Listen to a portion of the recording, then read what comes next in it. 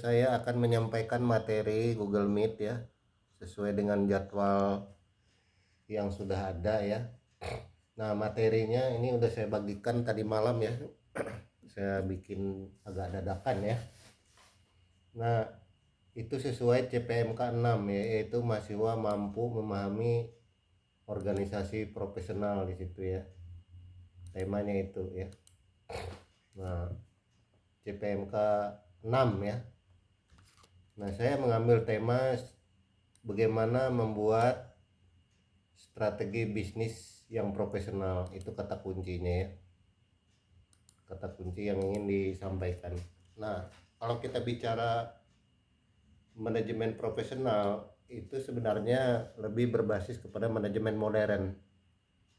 Manajemen modern itu apa ya, kalau mau diterangin, dia adalah pola pola kerja, pola perilaku organisasi baik profit maupun non profit oriented, berbasis teknologi, baik teknologi mesin maupun teknologi komputer atau robot atau artificial intelligence. Jadi ciri-ciri organisasi profesional adalah itu ya. Jadi dia membutuhkan di era 4.0 ini membutuhkan apa yang disebut dengan berbasis teknologi dan berbasis pengetahuan. Karena itulah dalam konteks organisasi yang profesional itu, maka topik ini menurut saya cukup menarik ya untuk kita bahas. Banyak industri yang salah strategi ya. Mohon maaf saya pagi-pagi begini udah mengkritik ya. Misalkan apa namanya, kita bayar atau orang tua Anda ya, karena Anda masih dibiayai orang tua ya. Orang tua Anda bayar listrik tidak pernah telat waktu. Tapi PLN kok rugi melulu ya. Nah, ini kan juga masalah. Kenapa? Mungkin bisnis BUMN itu tidak dikelola secara profesional. Atau Garuda yang lagi ribut sekarang ya. Kita kalau beli tiket Garuda itu, kalau saya mau pulang ke Magelang ya, ke Jogja ya naik naik begitu. Ya saya belinya tunai, nggak ada saya beli kredit, ya beli tunai aja. Tapi PT Garuda kok bisa rugi gitu loh. Wah, ini mungkin menjadi pertanyaan, kenapa tidak dikelola, apakah sudah dikelola secara profesional. Nah, kita nggak tahu, butuh butuh penelitian. Tapi faktanya di berbagai macam media mengatakan bahwa Garuda itu udah menjelang kolab ya. Begitu juga kalau kita lihat berita di koran, terlepas benar salahnya, tapi saya yakin ada asap ada api. Artinya kalau ada berita ya pasti ada peristiwa. Tidak mungkin yang diberitakan itu nggak ada peristiwanya. Begitu juga kalau kita beli atau orang tua Anda beli tabung tabung gas ya untuk masak ya, itu kan kita beli tunai, kecuali kecuali yang tabung gas melon, mungkin itu di situ untuk subsidi orang yang kurang mampu. Tapi kalau kita beli tabung gas biasa, kita belinya tunai lah. Tapi kenapa kok perusahaan gas itu mengalami kesulitan ya, kesulitan keuangan? Ini kan pertanyaan-pertanyaan yang sebenarnya harus kita lihat, harus kita teliti ya, dan menjadi pertanyaan yang menarik. Atau organisasi apa ya yang kita sering temui dalam kehidupan sehari-hari. Misalkan kita membeli tiket tiket kereta ya, mau pulang ke Jawa begitu. Kalau kita beli tiket keretanya kita beli tunai. Tapi katanya, apalagi kalau kita lihat di wilayah Jabodetabek, itu berapa ribu orang tiap hari menggunakan jasa kereta api pada hari kerja. Tapi katanya PT Kereta Api mengalami kesulitan keuangan beberapa periode. Nah, itu kenapa bisa terjadi begitu? Padahal transaksinya tunai. Kita menduga ada mismanagement atau tidak dikelola secara profesional. Nah, kalau terus-menerus itu dibiarkan, itu bisa mengganggu secara perekonomian dan secara sosial kultur budaya masyarakat, karena kita sudah melakukan transaksi sesuai mereka tawarkan, kemudian kita beli sesuai harga itu, kita sepakat. Tetapi kenapa itu justru mengalami masalah. Nah, ini pertanyaan-pertanyaan yang sebenarnya cukup menarik untuk kita lihat dan kaji. Nah, itu pengantar dari saya ya. Karena itu organisasi yang profesional itu menarik untuk kita kaji, kita bahas dan kita teliti ya. Nah, hari ini saya membunyikan saja teori-teori yang sudah ada, kemudian melihat contoh-contoh, mungkin lebih banyak contoh ya, atau mungkin nanti separuh-separuh sambil jalan ya kita lihat ya. Jadi strategi itu berasal dari bahasa strategos ya. Strategos itu adalah cara kita untuk berperang sebenarnya. Jadi hidup ini adalah peperangan ya. Anda sendiri pun tiap hari perang dengan batin Anda ya. Jadi waktu di kamar mandi Anda sambil bersiul-siul ya, itu Anda juga berantam dengan diri Anda ya. Hari ini saya ngerjain TB apa enggak, apa besok ya.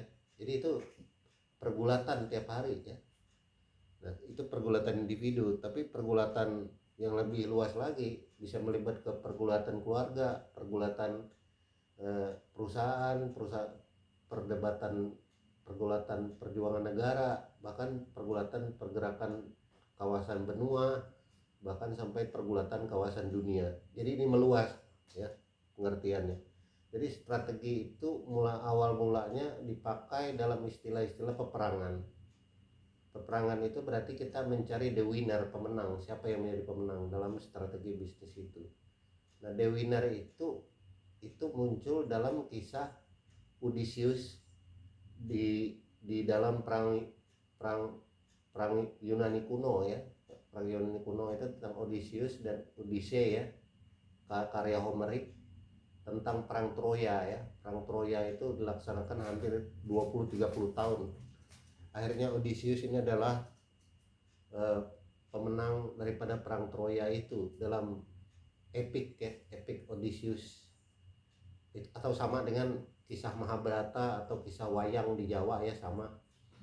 Itu adalah proses bagaimana Bima mencari air suci ketika dia berperang di lautan luas yang dimaksud Tarta Amerta itu. Jadi akhirnya dia menemukan dirinya itu menemukan visi hidup. Nah, itu bisa kita lihat dari tradisi kebudayaan yang cukup lama, bahwa strategi itu bukan istilah baru, bukan perkara baru yang kita bahas ya. Tapi secara penelitian di halaman 2 itu, ataupun pendefinisian, nanti Anda baca sendiri, itu ada timeline. Timeline itu sejarah peristiwa dalam hubungan pemisahan ilmu perang Troya atau ilmu tentara strategi militer menjadi ilmu strategi keperusahaan. Jadi perusahaannya harus punya cara kalau mau dia profesional. Nah, caranya bagaimana, itu disebut strategi. Cara itu bisa macam-macam. Jadi kalau tujuannya baik tapi kalau caranya salah ya nggak tepat ya. Bagaimana itu contoh dalam keseharian kita ya. Contohnya adalah begini ya. Kalau kita ingin menyuruh, atau nanti Anda punya pembantu di rumah ya, nanti kalau Anda udah kerja, atau menyuruh orang lain ya, atau menyuruh tukang sayur aja, Anda bilang, mbak tolong bawain dong 2000 cabai sama kacang ya. Oh iya, ini saya kasih lebih ya. Anda kasih 20.000, tapi uangnya Anda lempar. Ya tentu saja mboknya yang tersinggung. Jadi maksud Anda baik tapi caranya salah, itu bisa mengakibatkan konflik ya. Maka itulah ilmu cara. Cara salah, hasil bisa tidak maksimal, bahkan bisa menjadi blunder. Blunder itu apa ya? Bermasalah ya. Jadi karena itulah cara yang baik, cara yang sesuai dengan kaedah-kaedah, itu yang memungkinkan dia bisa tercapai tujuan itu. Jadi kalau kita itu sering bermasalah di komunikasi ya, misalkan ketua kelas itu mengkomunikasikan sesuatu informasi, kita sering misperception ya. Jadi komunikasi mengalami deadlock, jalan buntu. Maka itu di dalam komunikasi itu diperlukan karena tidak ada ke depan itu yang disebut Superman. itu cuma ada di film, atau Batman ya, itu cuma ada di film. Tapi yang adalah super team, jadi tim yang kuat. Nah, kalau kita lihat pertandingan olahraga, misalkan permainan sepak bola, maka itu yang paling penting itulah teamwork. Mungkin saja Ronaldo atau Messi atau Maradona itu hebat, tetapi perlu teamwork yang kuat ya. Itulah disebut strategi bersama.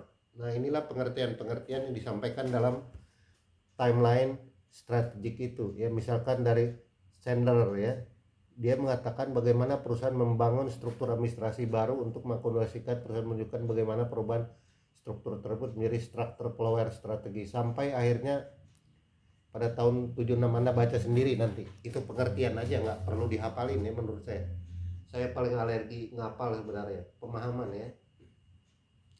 Jadi banyak contoh permainan sepak bola, tadi saya kembalikan ke situ. Kalau kita lihat pemain bola yang unggul itu yang nampak bisa kita tonton di televisi atau di YouTube ya, bagaimana tim yang kuat dan solid itu.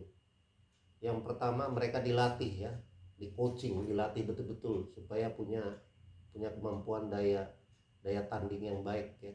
Gizi makanannya juga diatur dengan baik. Kemudian jam jadwal latihan juga. Kalau Anda lihat tentara itu, saya berapa kali naik mendaki gunung ini yang di Jawa Barat tuh, berapa kali ketemu tentara sedang latihan ya, dari atas kemudian turun ke bawah, oleh komandannya dihitung di bawah berapa jam ente dari atas turun ke bawah pasukan itu harus lari ya. Bayangin, saya sama teman-teman mendakinya aja 12 jam. Saya tanya, Pak, ini berapa jam nyampenya? Ya 2,5 jam Pak, harus sampai bawah. Buset dah, kita aja 12 hari. Mereka dilatih ya. Jadi militer itu atau strategi yang efektif itu kalau ada disiplin ya. Disiplin itu diperlukan dalam strategi. Disiplin itu disiplin dalam hal apa? Penggunaan anggaran misalkan, target itu harus jelas. Sebab kalau itu tidak jelas, maka timeline strategic manajemen yang disampaikan di sini menjadi bermasalah. Nah, karena itu di halaman 3 saya sajikan, nanti dibaca sendiri ya. Anda kan bisa membaca-baca ulang. Ada model ya, model itu adalah cara yang dibangun ya, bagaimana supaya strategi itu bisa jalan, yaitu merumuskan cara mencapai tujuan. Nah, ini bisa dipahami secara pakem ini, tapi juga bisa juga tidak ikut pakem ini. Banyak model cara ya. Sekali lagi saya katakan, kalau saya mau meminjam istilah bahasa itu, banyak jalan menuju Roma. Nah, itu ada pepatah yang sudah terkenal di telinga kita. Artinya apa? Banyak cara untuk mencapai tujuan. Nah, ini dipelajari dalam ilmu intelijen ya. Saya aja tidak ada mata kuliah itu ya. Kalau ada, saya banyak tulisan tentang itu ya, atau banyak gagasan tentang bagaimana ilmu intelijen itu diterapkan ya di dalam pencapaian strategi, seperti kita mengadopsi gaya manajemen perang Troya ya, itu ya. Nah, di sini kalau kita melihat ada 4 komponen yang paling utama di strategi ini. Pertama adalah pengamatan lingkungan, kedua merumuskan strategi, ketiga melaksanakan strategi, keempat hasil dan pengendalian. Nah, di lingkungan lingkungan pengamatan lingkungan, scanning environment, ada lingkungan internal dan eksternal. Kemudian di dalam implementasi strategi, merumuskan formulasi, ada visi, misi, tujuan, strategi. Nah, di dalam pelaksanaannya ada program, ada anggaran, ada prosedur, kemudian ada performa kinerja. Yang di bawahnya adalah proses feedback atau learning and growth. Ini saya ambil dari buku Thomas Wellen and Hanger, judul bukunya Strategic Management and Business. Nah, buku ini sebenarnya ingin menjelaskan, atau kerangka pemikiran ini ingin merumuskan ada 4 pentahapan yang perlu diperhatikan. Pertama adalah kita mengamati lingkungan, baik lingkungan internal maupun eksternal organisasi kita ya. Kemudian merumuskan formulasi strategi. Misalkan begini ya, saya ambil contoh, ingin membuat usaha bakso paling laris sekitar Mercu Buana. Sekarang beliau ambil contoh begitu. Bagaimana kalau membuat bisnis itu? Ini agak konkret ya contohnya. Membuat bakso paling enak sekitar Mercubuana, kampus Meruya ya, atau kampus Warung Buncit boleh, atau di Menteng juga boleh, nggak apa-apa, di mana aja. Nah, bagaimana caranya kita membuat bakso paling enak semercubuana? Caranya bagaimana? Ya kita harus mengamati secara eksternal. Eksternal itu siapa sih yang punya usaha bakso di sekitar Mercubuana, ada berapa? Nah, kita lihat itu yang disebut dengan eh, aktivitas industri activity, misalkan di situ disebut. Nah, nanti kita lihat berapa orang yang membeli bakso selama 24 jam. Lalu kita pikir secara internal, apakah kita mampu untuk mengambil pasar itu? Lalu kita rumuskan formulasi strategi, caranya bagaimana, apa yang harus kita lakukan. Bakso kita caranya supaya enak dan nanti akan berkembang. Misalkan pertama kita dari pelayanan boleh, kemudian dari apa, keunggulan produk kita apa yang tidak bisa ditiru orang lain. Nanti kita akan berbicara tentang apa, differentiation strategi, bedanya bakso kita dengan bakso orang lain apa. Nah, itu dirumuskan dalam formulasi strategi. Kemudian melaksanakannya, kalau melaksanakan pasti butuh anggaran, berapa uang yang kita punya, akhirnya akan memperoleh hasil. Nah, itu cara sederhana saja. Jadi harus diamati kelemahan dan kekuatan kita. Orang menyebutnya analisis SWOT, strength weakness. Strength weakness itu kekuatan dan kelemahan kita. Kemudian yang dari luar, ancaman dan hambatan. Weakness, strength, weakness itu dari dalam, opportunity, kesempatan itu dari luar, threat, ancaman. Siapa yang mengancam perusahaan bakso kita? Mungkin ada bakso yang sudah terkenal yang melakukan melakukan kerjasama dalam bentuk waralaba. Nah, itu ancaman dari luar.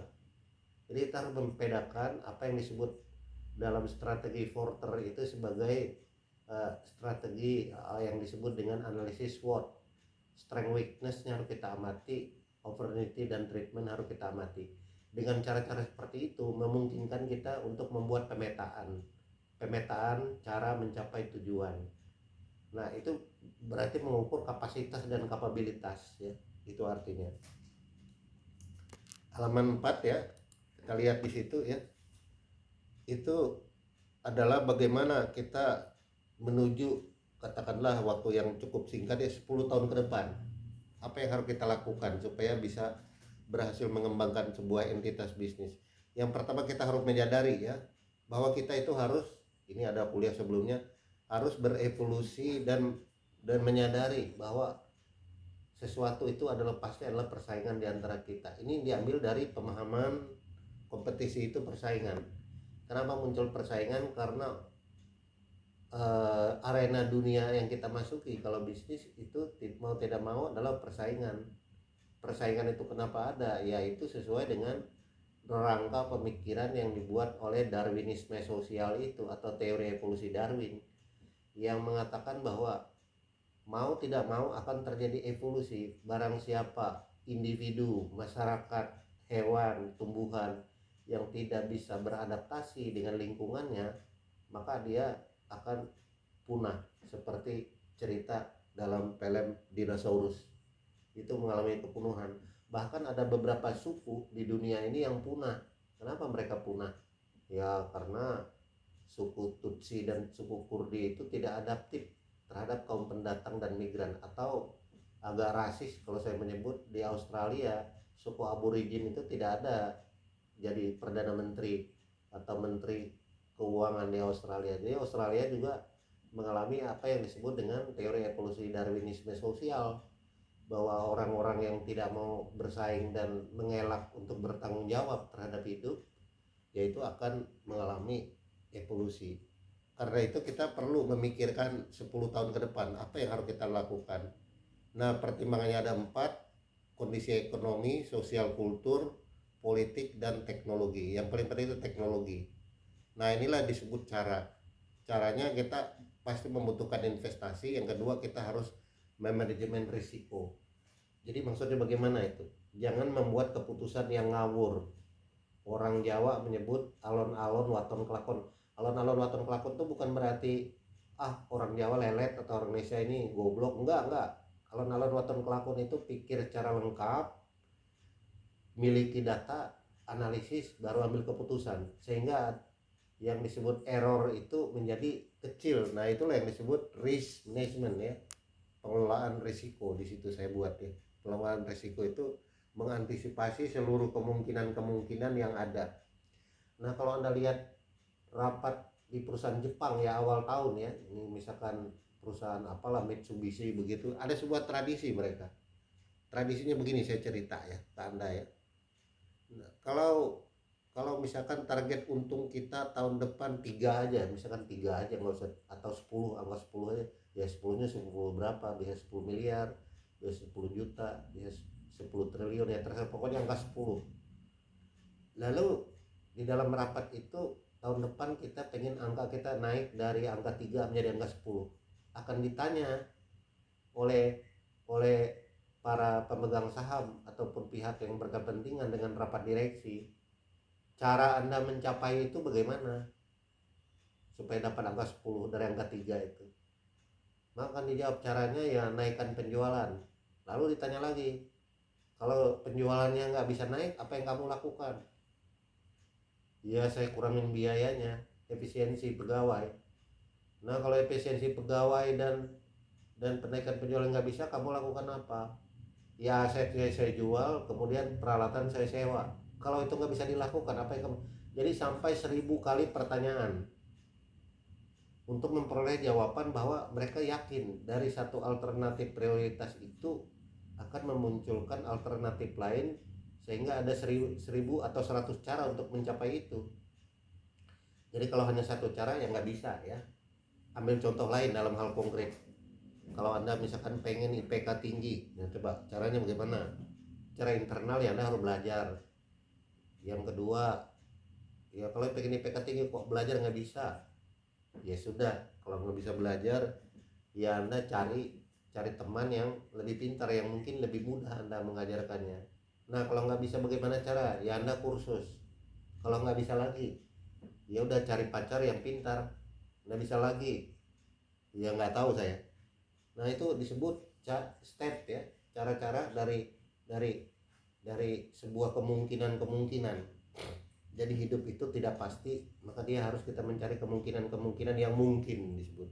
Nah, kemungkinan yang mungkin ini disebut rencana 10 tahun ke depan dari sekarang, apa yang harus terjadi. Nah, disebut perencanaan. Maka di dalam teori strategi itu ada PDCA, plan, do, check, act. Rencanakan, anggarkan, tindakan, dan evaluasi. Jadi harus ada perencanaan. Kalau nggak ada perencanaan, itu namanya ya seperti apa ya namanya, seperti kata orang Jawa itu yang ngeleang aja. Ngeleang itu ya aduh, kayak orang mabuk begitu, nggak jelas jalan ke kiri ke kanan ya. Maka kita punya yang disebut apa, supaya paham strategi ini saya terangin semudah-mudahnya. Kalau nggak paham ya wassalam ya. Nah, kalau Anda misalkan pengen ke Bintaro ya, ke Pasar Seger ya, Pasar Seger. Coba Anda klik dari posisi Anda, Pasar Seger Bintaro, ketik, klik. Nah, muncul apa? Peta jalan Anda. Nah, itu roadmap. Nah, ini disebut roadmap.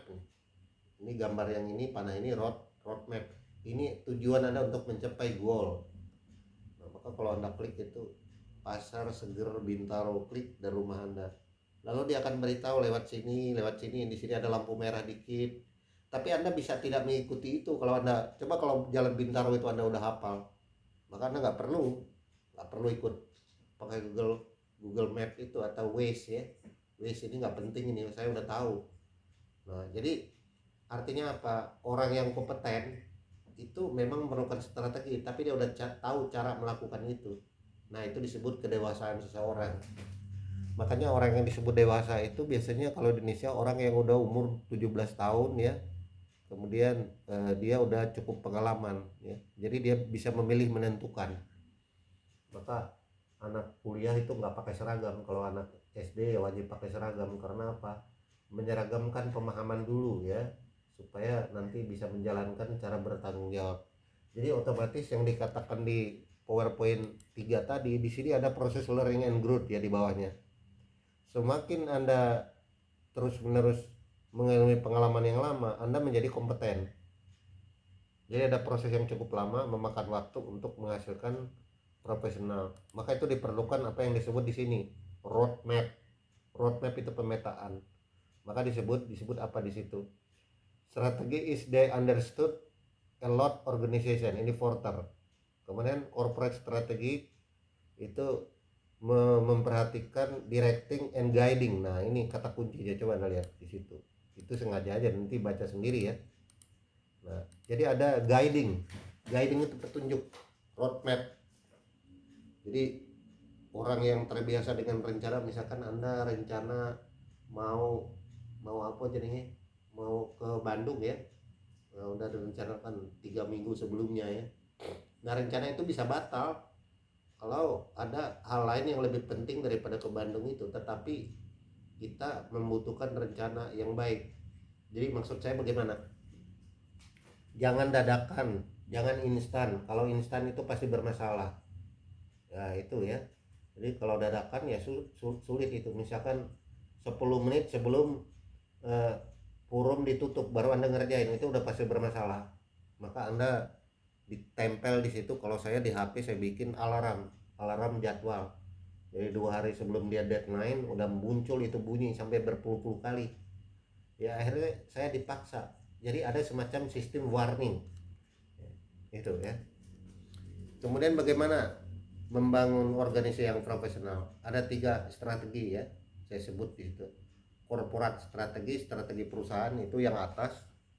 Kemudian yang kedua yang disebut dengan bisnis strategi bisnis, dan yang nomor 3 adalah fungsi. Jadi ada 3 ya, nggak usah terlalu dihafal, ini pengertiannya aja, pemahamannya. Jadi ada 3 strategi perusahaan itu di atas, kemudian strategi bisnis itu divisi, kemudian strategi fungsional itu dari sisi fungsinya.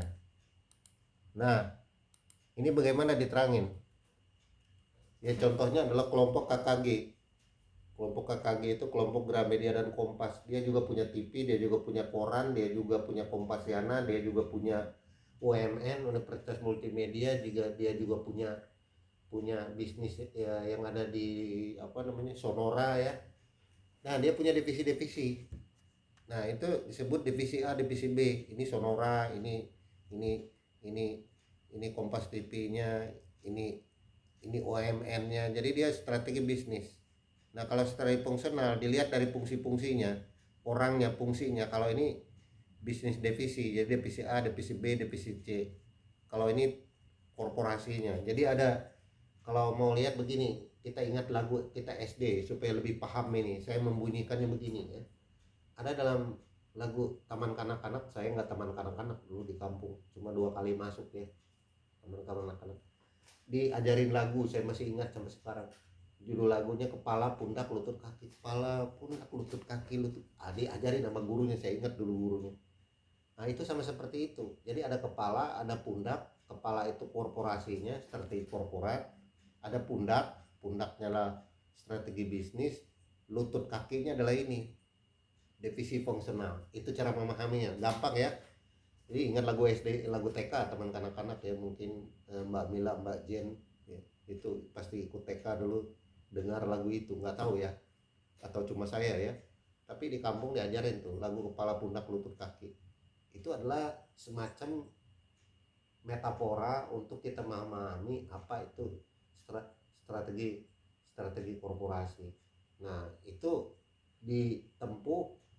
dilakukan untuk melihat sebenarnya divisi mana yang sering merugi ya.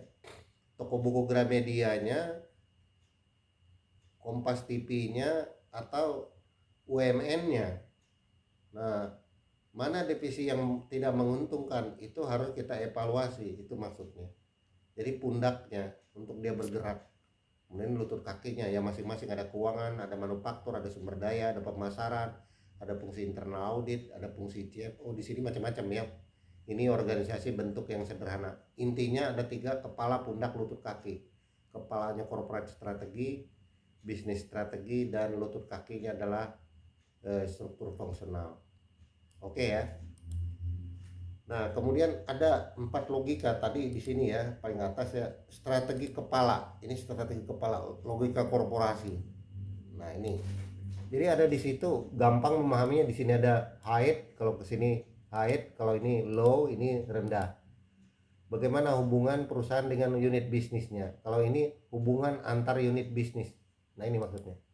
Unit bisnis ini. Divisi A, B, C ini. Bagaimana kalau dihubungkan?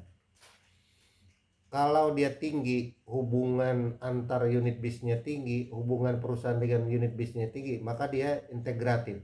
Maksudnya gimana? Ada keterhubungan. Kalau misalkan seperti BINUS ya, BINUS itu punya SD, SMP, SMA sampai perguruan tinggi. Perguruan tingginya ada S1, S2, S3. Itu disebut hubungan perusahaan dengan unit bisnisnya sangat tinggi.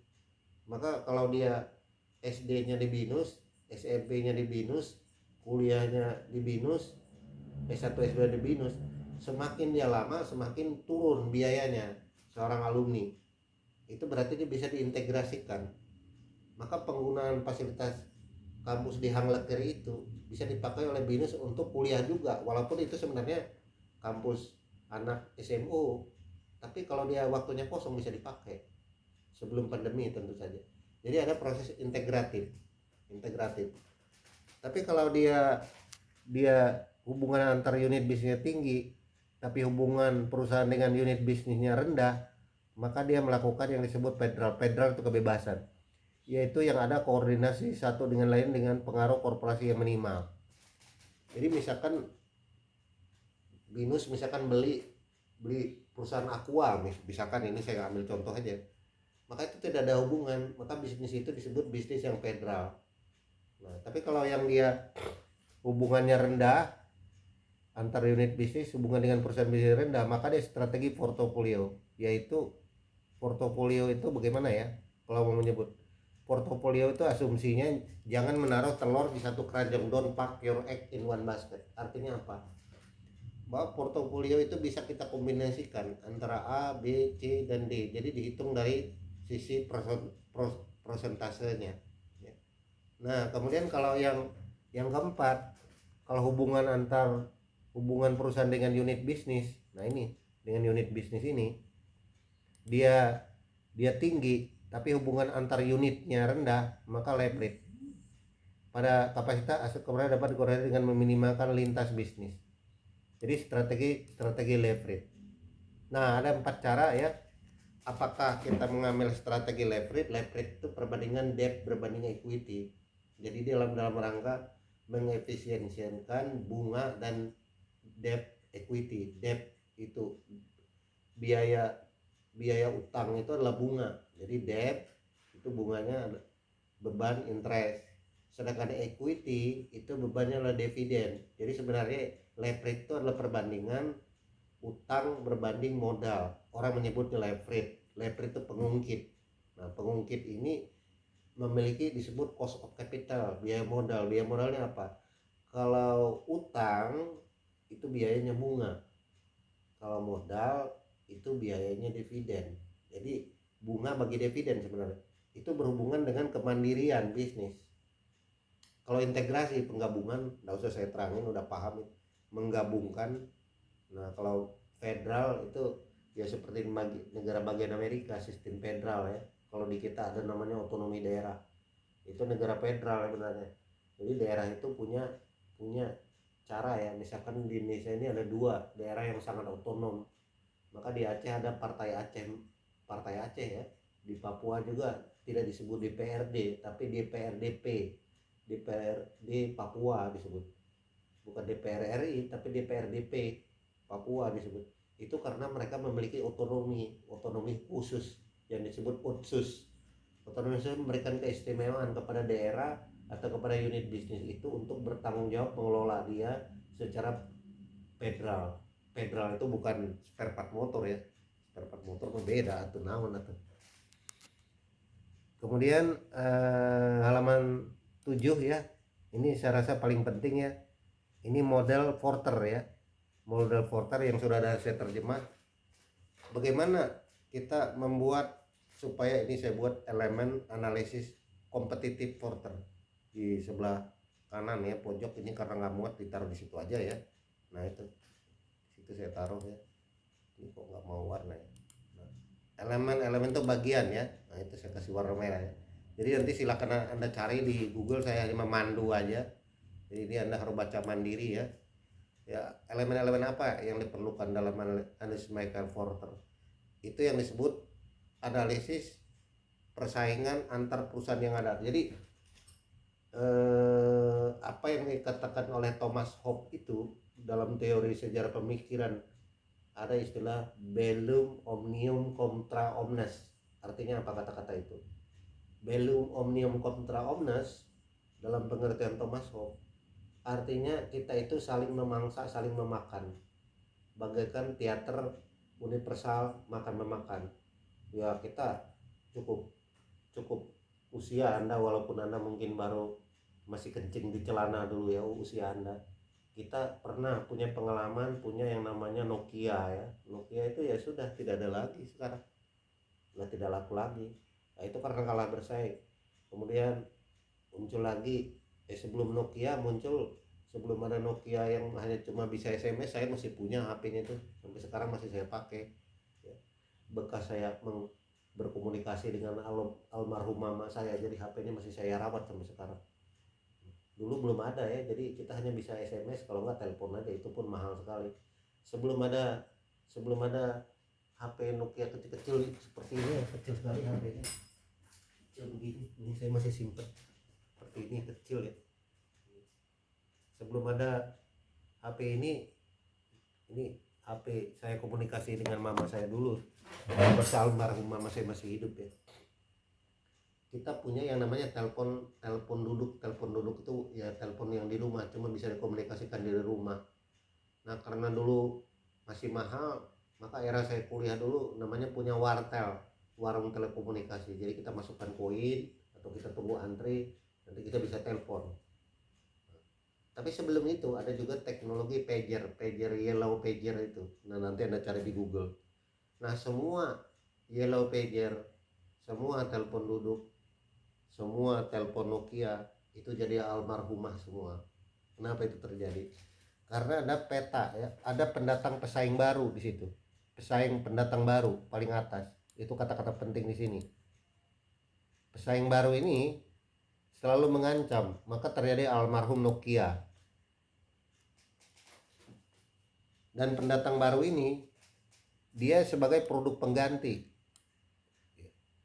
Maka telepon duduk hilang, atau masih ada sekarang tapi fungsinya ya paling untuk anda membuat supaya ada connecting free area aja, tapi untuk dipakai komunikasi dia enggak, fungsinya udah berubah. Begitu juga ketika tahun 2007-2008 ditemukan yang namanya BlackBerry. BlackBerry itu umurnya cukup pendek, paling 5 tahun ya, udah habis karena ada pendatang baru smartphone. Nah smartphone ini sampai sekarang kita dimasukkan dalam seluruh aktivitas kita dalam teknologi. Selalu ada yang disebut pendatang baru dan pengganti produk. Kemudian apa? Kekuatan pemasok, kekuatan pembeli. Nah kalau kita lihat produk seperti HP itu, dari yang harga 600-an ribu sampai yang harga di atas 20-30 juta, itu berarti apa namanya, pembeli itu karakternya macam-macam. Maka kita harus butuh yang disebut STP. STP itu apa? Segmentasi, targeting, dan positioning. Strateginya apa, targetnya siapa, posisinya apa. Jadi kalau ini agak tinggi sedikit, kalau alat kosmetik misalkan bermerek Sephora yang ada di HI atau yang ada di apa ini, di Pondok Indah PIN, itu harganya ya sekitar 600-700 ya untuk pemutih muka aja, untuk lipstick. Bandingkan dengan produk-produk kalau saya sebut yang kelas bawah, kalau dipakai ya baru 5 menit anda keluar rumah udah belepotan ya. Jadi itu menunjukkan daya pembeli itu macam-macam. Maka ada mobil Mercy yang mahal sampai Ferrari, tapi ada juga mobil yang ya tengah-tengah ke bawah, Agia, Ayla begitu ya. Yaitu harganya untuk kelas-kelas bawah. Jadi ada kelas-kelas pembeli. Nah itu harus dipetakan. Kita mau produksi mana. Maka Mercy itu biasanya untuk kelas-kelas tinggi, karena kalau dia rusak nggak bisa diperbaiki di sembarang tempat. Ya kalau bajai bemo ya bisa diperbaiki di mana aja. Jadi kelas pembeli ya. Maka kalau kita naik kereta api juga ada 3 kelas. Kelas ekonomi 4 malah. Kelas kelas ekonomi, kelas eksekutif, kelas ekonomi, kelas bisnis, kelas eksekutif, kelas luxury ya, kelas istimewa. Itu kalau kalau ini ya dia ada 4 kelas tergantung segmentasi daya beli. Nah itu dibuat orang. Kemudian daya pemasok raw material itu kalau industri tertentu. Jadi dengan demikian ada dua problem, yaitu pesaing industri itu datang dari pendatang baru, itu yang paling repot. Kalau kita terlambat mengetahui perkembangan teknologi. Misalkan sekarang ya industri otomotif yang udah tewas di negara Indonesia itu ya, mobil Ford itu udah nggak nggak nggak laku ya, atau mobil Opel Blazer ya, nggak ada orang nikmati mobil itu ya, karena habis dimakan industri baru. Makanya kalau Vespa yang itu kenapa nggak laku di Indonesia ya, karena kalau anda lihat Vespa yang lama ya, itu kan buatan orang Eropa. Beda dengan produk Jepang. Produk Jepang itu misalkan motor Yamaha, Honda, itu kalau anda lihat Vespa itu selalu dia bawa ban serep. Tapi kalau kalau motor motor Jepang nggak ada dibawa ban serep. Jadi orang Indonesia itu nggak suka, yang penting harganya murah, jadi segmen murah. Nah maka ya diproduksi massal, lalu terjadilah boom strategi itu. Kalau kita lihat mobil itu tiap 2 tahun atau 3 tahun selalu ada new generation. Sebenarnya nggak jauh-jauh berfungsi berbeda, tapi selalu ada inovasi tambahan. Nah inovasi ini yang sering saya tanya di dalam kuis forum, itulah yang disebut membuat inovasi untuk mencegah terjadinya pendatang baru. Nah tapi pendatang baru ini bisa kita antisipasi kalau kita punya strategi kolaborasi. Kamu punya apa, saya punya apa, yuk kita bareng untuk membangun. Tapi ini ada istilah ya, setidaknya dalam sinetron ya, dalam sinetron Indonesia yang kadang-kadang saya belum nonton udah tahu simpulannya, ini bakal terjadi, ini akan tabrakan ke sini, nanti ibunya menangis lalu minta doa sama agamanya, lalu nanti bertobat, lalu dia menjadi baik. Nah kita udah paham strategi itu. Kalau seperti itu, strategi itu disebut skenario sutradara. Kita nggak boleh terlibat di situ. Jadi ada pelaku bisnis yang bisa kita melakukan kolaborasi kerjasama untuk joint corporation. Joint corporation itu kamu punya apa, kita lalu melakukan merger. Merger itu terjadi misalkan pada bank Mandiri, itu kan merger dari beberapa bank ya, bank ekspor impor, bank dagang negara, kemudian bank lain-lain, kemudian dibuat nanti ini bank Mandiri. Itu sebenarnya proses merger teknologi. Tapi merger itu juga bermasalah kalau dia tidak seimbang.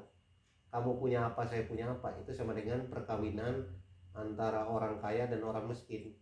Nah itu seringkali dalam sinetron Indonesia, wah itu tidak seimbang dia. Nah makanya anda nanti jangan sampai nikah, anda sarjana tapi laki anda atau cewek anda hanya tamat SMP atau SMA. Jangan sampai, itu tidak selevel. Pendatang baru akan muncul akibat ketidakseimbangan itu tadi. Nah itulah disebut strategi bisnis. Kemudian ada produk pengganti. Produk pengganti itu ya bisa macam-macam. Produk pengganti substitusi barang itu. Misalkan apa substitusi itu? PLN sekarang itu karena dikampanyekan kemudian menggunakan tenaga elektrik matahari, maka ada kerjasama sekarang antara PLN dengan keluar rumah tangga. Jadi kalau kita punya di atas rumah itu atap penyerap energi matahari, energinya kita bisa sambungkan dengan konektor listrik di tabungnya itu, kemudian sisa supaya energinya kita balikan, kita masukkan ke PLN, sebagiannya kita pakai. Jadi ada pengurangan tarif listrik. Nah itu disebut produk pengganti. produk pengganti lain. Misalkan apa? Sabun batangan dengan sabun padat. Nah, itu namanya produk pengganti, produk substitusi.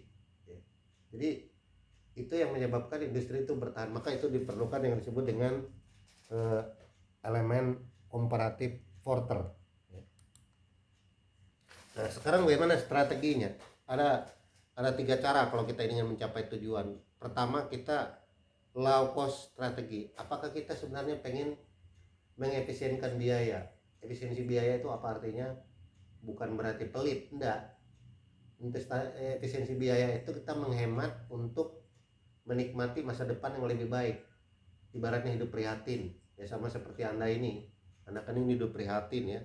Jadi ya bagaimana caranya supaya Anda mengorbankan hari ini untuk masa depan yang lebih baik. Disebut low cost strategy leadership. Jadi strategi biaya rendah. Strategi biaya rendah itu bisa terjadi kalau dia produksi massal. Kalau produksinya produknya sedikit nggak bisa. Contohnya apa? Perusahaan Indomie bikin Indomie itu, kalau Indomie cuma dibikin 5 biji biayanya mahal. Tapi kalau dia dibikin 1 bulan 5 juta produk Indomie, maka harganya murah kalau dia diproduksi massal. Sama dengan Anda cetak buku ya, kalau Anda cetak bukunya cuma 2 biji, itu lebih mahal Anda biaya percetakannya, bisa 10 juta. Jadi satu buku Anda jual 5 juta. Tapi kalau Anda cetak 1000 buku, maka harga satu bukunya cuma 2000 perak dihitung. Nah, jadi low strategi itu bukan dalam arti efisiensi, tapi bisa juga dalam artian produksi lebih banyak sehingga biayanya murah. Jadi jangan dibayangkan yang disebut efisiensi ya kalau biayanya itu ya jangan boros-boros, produksinya dikit, enggak begitu. Salah itu. Yang benar adalah produksi banyak, kalau unitnya banyak maka biayanya murah. Makanya perusahaan pengembang properti itu membuat kawasan BSD, Bumi Serpong Damai Kota Mandiri. Itu biayanya lebih murah karena dia membuat sebuah kota yang mandiri, tidak hanya membangun sedikit-sedikit. Kalau sedikit-sedikit biaya izinnya sama aja. Kemudian biaya investasi lebih mahal, pengembaliannya pendek, ya repot. Maka itu dibuatlah lahan seluas itu, kemudian dia menjadi Bumi Serpong Damai Kota Mandiri. Nah, itu disebut dia pakai low cost strategi. Kemudian yang kedua, yang ini yang saya rasa udah enggak usah saya jelasin, product differentiation. Product differentiation itu perbedaan produk Anda dengan produk orang. Ini selalu saya tanya ya. Saya tanya, misalkan perbedaan antara produk Kentucky Fried Chicken dengan McDonald, bedanya apa? Nah, itu pasti ada perbedaannya. Atau perbedaan angkringan A dengan angkringan B. Nah, apa sih bedanya di sana sama di sini? Nah, itu pasti ada perbedaan. Atau kalau Anda melihat, kalau saya kan minum kopinya kopi murahan ya. Ya paling harganya 3.000 ya. Apa bedanya kopi kepala api yang saya minum ini dengan Black Cafe di depan itu yang harganya 25.000? Nah, itu ada orang itu tidak hanya membeli rasa tetapi juga membeli nilai. Atau di Starbucks yang di Sudirman 60.000 ya minumannya. Nah, itu disebut differentiation strategi. Yang ketiga, fokus strategi. Fokusnya Anda ke industri apa? Ya kalau kendaraan otomotif di Indonesia ya, atau kendaraan yang biasanya dia berfokus pada motor matic, nggak mau dia produksi yang pakai gigi manual. Motor itu matic semua kalau Anda lihat di jalan raya itu. Tapi itu tidak terlalu bisa kalau untuk di luar Pulau Jawa, karena jalannya agak ekstrim, kemudian lahannya masih luas, kepadatan lalu lintasnya belum maksimal. Maka motor matic tidak terlalu digemari oleh orang-orang di luar selain di Pulau Jawa. Maka fokus strateginya apa? Ya karena Jawa ini adalah 70, Jawa Bali ini adalah 70 atau 80% perkembangan ekonomi, ya udah. Jadi fokus industri kalau Anda lihat yang luar Jawa itu ketiban yang kurang enaknya, mereka akan membeli, kecuali di pedesaan, akan membeli motor yang menggunakan teknik manual engkel ya. Tapi kalau yang di kota-kota pasti orang produksinya adalah fokus industri pada motor matic. Nah, itu akibat apa? Akibat yang namanya daya serap pasar terbanyak itu yang dipuaskan oleh konsumen, oleh pabrik industri itu disebut fokus strategi. Nah terakhir bukan terakhir, oh iya hampir terakhir, halaman 9 ini saya membahas satu materi life cycle product. Life cycle product itu industri itu, kalau kita dengar penjelasan saya tadi, baik Nokia, BlackBerry ataupun pager low, itu mengalami yang disebut dengan empat siklus ya, yaitu lahir, kemudian growth, tumbuh, kemudian maturity, kemudian declining. Tapi ini bisa cepat, hanya segini sebentar set, atau hanya sebentar root, tapi ada juga yang panjang. Maka kita harus mengenali ya, sebenarnya produk lain kita ada di mana dia. Apakah dia tahap pengenalan, pendatang baru, atau emergent. Nah, ini life cycle product. Jadi ada produk yang umurnya siklusnya berapa lama. Kita ini harus merancang ini 2022, bentar lagi tahun depan. Maka bentuk desain komputer seperti apa, bentuk HP yang baru seperti apa, ini udah dirancang dari sekarang. Itu untuk mengukur yang disebut product life cycle mereka. Jadi setiap berapa tahun harus ada inovasi baru, penemuan baru, novelty baru untuk mengembangkan itu. Kemudian itu akan mempengaruhi disebut dengan industry life cycle. Industri lain sejenis akan membentuk itu. Kemudian yang ketiga akan mempengaruhi firm life cycle secara keseluruhan perusahaan itu. Jadi antara produk, perusahaan, dan industri itu memiliki hubungan ya. Misalkan begini contohnya, Bank Mandiri menurunkan tingkat bunga deposito, maka bank lain, Bank BNI akan mengikuti itu. Jadi ada kecenderungan kemiripan dalam satu industri, itu disebut kira-kira yang disebut life cycle model. Nah terakhir saya ngambil agak ini, Anda baca sendiri nanti, BCG ya. BCG itu Boston Consulting Group. Dia ingin menentukan positioning sebuah perusahaan. Ada Casco, ada Doc, ada Star, ada question mark. Jadi ada 4 gitu.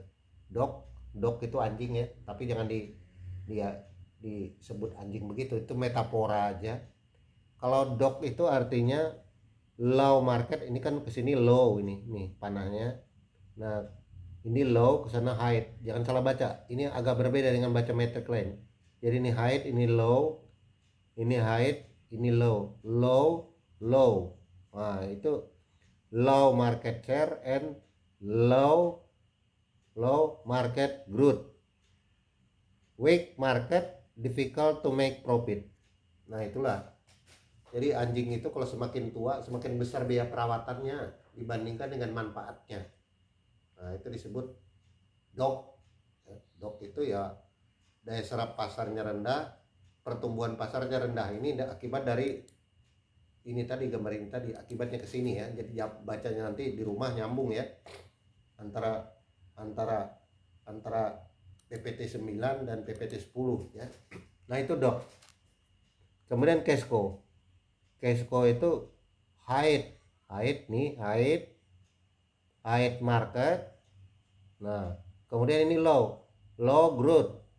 Nah lalu Casco disebut doing well no growth, market with limited opportunity. Jadi udah habis kesempatannya, era kejayaannya udah habis. Nah itu ya. Kemudian yang ketiga Star ya, height market, ini jelas, ini tinggi nih, height market nih, height market. Kemudian height growth. Nah, height growth nih, height market, height growth. Star, rapid growth and expansion. Artinya apa? Doing the well, great the opportunity. Itulah perusahaan yang dicita-citakan yang diimpikan. Jadi daya pasarnya tinggi, kemudian ya mungkin seperti persaingan Samsung sama Apple ya, seperti itulah kira-kira. Kemudian yang question mark itu pertanyaan besar, yaitu ketika apa? Low market share, high growth rate. Itu artinya do now to do, Kita nggak tahu apa yang kita lakukan. Dalam posisi ini perusahaan menjadi di persimpangan jalan. Persimpangan jalan itu sama dengan kalau Anda mau putus pacar. Ini sebenarnya saya lanjutin apa enggak ya?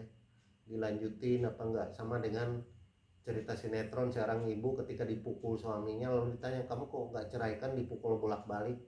Apa kata ibu itu? Iya, tapi dia tetap suami saya.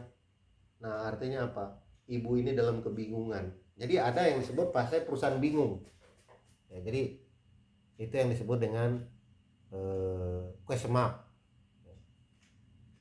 Nah, kira-kira itu yang terakhir, nggak terlalu penting ya. Ini perusahaan menurut RBC ya. RBC itu ada 4 kategori. Risk based theory, resources itu sumber daya, dikembangkan oleh Richard Barney tahun 1991. Ada 4 proses RBP, fisikalnya baik, orangnya baik, keuangannya baik, organisasinya baik. Ini umum saja. Nah, kira-kira itu kuliah hari ini ya, pas 50 menit lewat 3 ya, 53 menit. Saya akhiri, silakan kalau ada yang mau ditanyakan dikomentari dari kuliah ini sebelum saya akhiri ya. Terima kasih.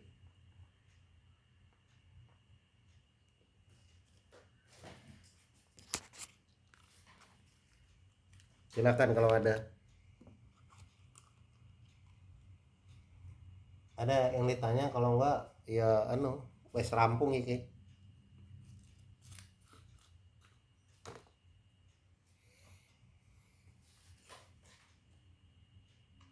Ini cuma ada 34 orang ya Mbak Jen, apa 33 ya Mbak Jen?